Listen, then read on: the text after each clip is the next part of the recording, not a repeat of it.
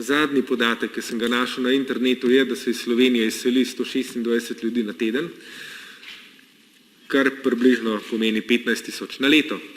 Številni od teh so slovenski državljani, številni od teh so mladi, ker ne dobijo priložnosti. Pa imamo pa problem, kdo trenutno dobiva funkcije v državnih podjetjih. Anton Krkovič, dobro poznamo njegovo zgodovino prijateljstva z trenutnim predsednikom vlade, bil je general major in tako naprej. Je kaj trenutno? Beremo, da promovira sonce in energijo na GEN-I-ju. Kakšne kompetence ima, za to si odgovorite sami. Dimitrij Rupel, tudi poznamo njegovo dolgo zgodovino, pravi, da ga knjige niti ne zanimajo oziroma to izdajanje knjig, ampak je pa postal direktor javne agencije za knjigo. S kakšnimi kompetencami točno, si tudi odgovorite sami.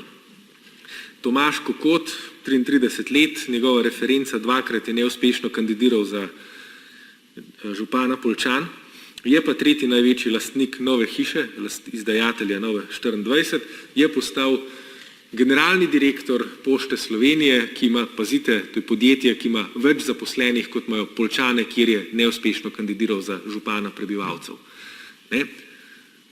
To so prakse, ki se bodo razpasle na potenco, če bo sprejet zakon o demografskem skladu, tako imenovanem demografskem skladu. To je sklad, ampak to je sklad za politično kadrovanje, ne za demografijo.